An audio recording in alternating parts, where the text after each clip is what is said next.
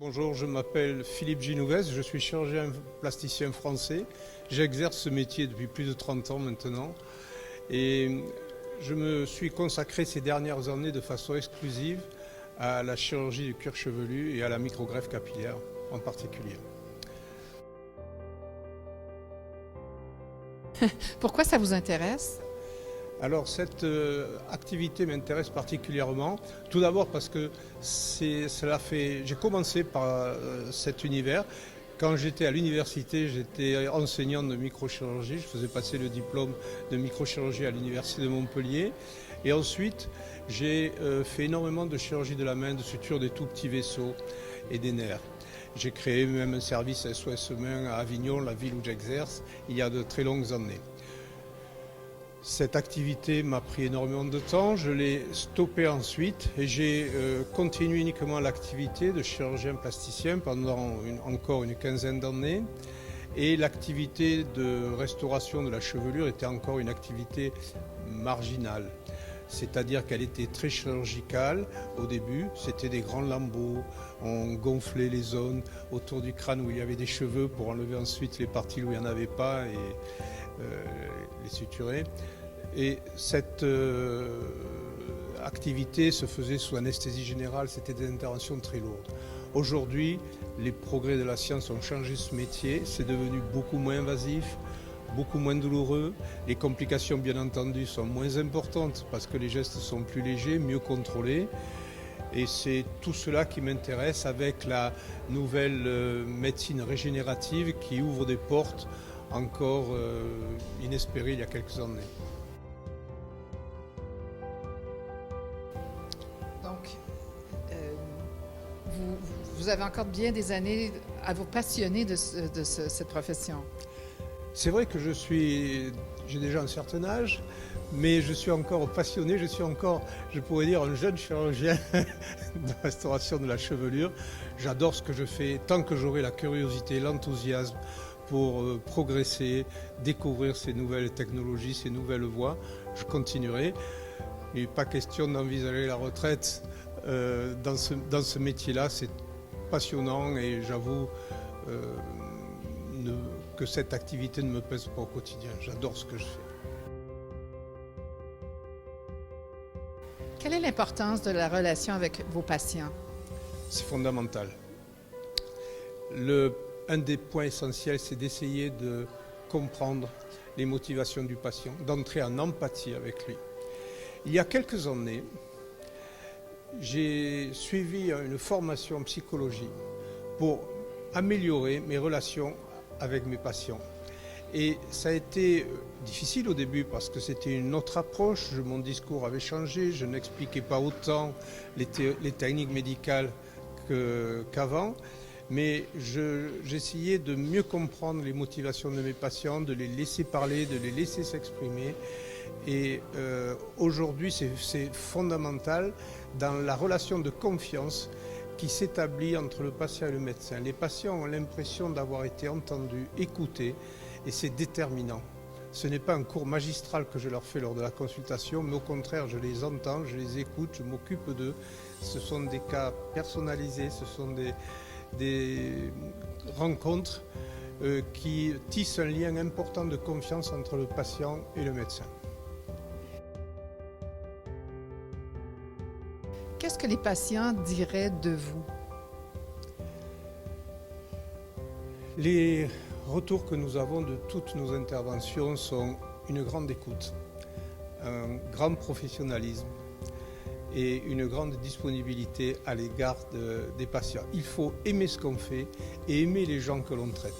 Sinon, le métier devient difficile, on n'est pas heureux dans ce qu'on fait.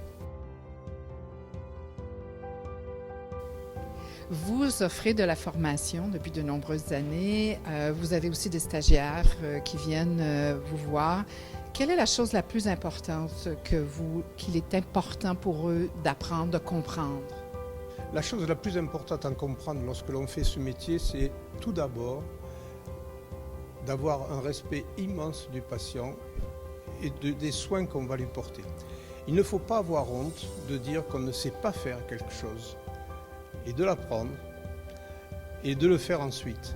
Mais au début, il faut savoir refuser si on n'est pas de faire quelque chose, de faire un traitement, si on n'est pas capable de le faire ou si on ne maîtrise pas tous les aspects, notamment les complications potentielles que le geste que l'on propose pourrait engendrer.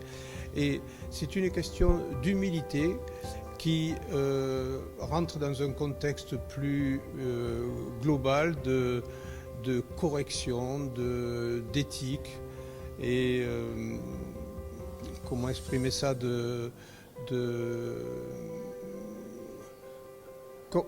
confiance et transparence vis-à-vis du patient. Parlons de technologie. Comment la technologie moderne vous aide dans l'exercice de votre profession? Alors c'est vrai que la science et la technologie a fait progresser énormément notre métier. Aujourd'hui, nous avons des outils qui sont plus performants et surtout moins dangereux, qui assurent un meilleur contrôle. Et ça, c'est pas forcément le geste du chirurgien qui s'est amélioré, notamment pour les personnes qui pratiquent ce métier depuis de très longues années, mais la technologie a fait évoluer notre approche, notre compréhension de ce que nous faisons. Et il est très intéressant de revoir ces interventions, ces technologies, de les juger au bout de 2-3 ans, d'avoir les premiers retours des premiers experts qui ont commencé à pratiquer ces technologies pour garder ce qui est bon, essayer d'exclure ce qui l'est moins et d'avancer souvent en simplifiant les choses parce que les choses trop complexes fonctionnent rarement en chirurgie. Vous participez à ce congrès. Qu'est-ce qui fait que vous êtes ici aujourd'hui? Alors, je participe pratiquement à tous les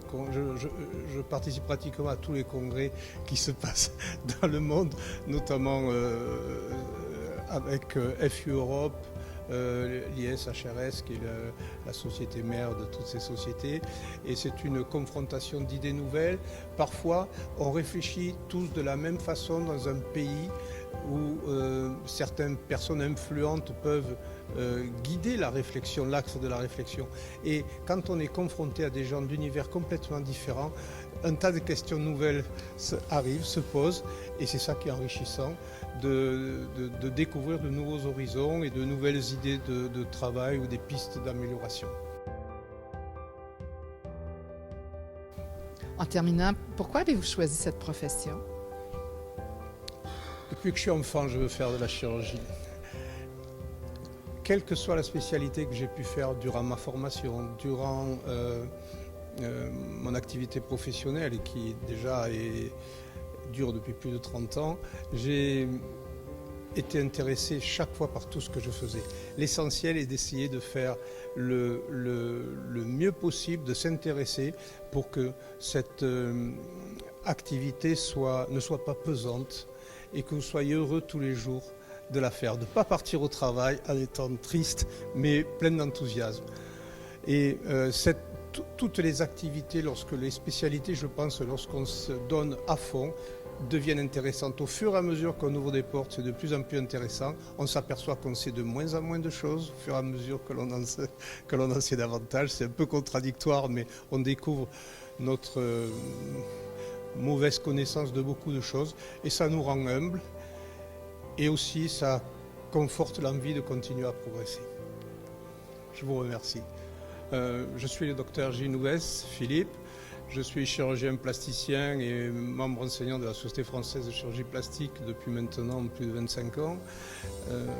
J'exerce mon activité à Avignon dans le sud de la France et je pratique exclusivement la chirurgie de transplantation capillaire. J'ai arrêté toutes les autres activités de chirurgie plastique que j'ai exercées pendant de longues années et qui m'ont passionné tout au long de ma vie.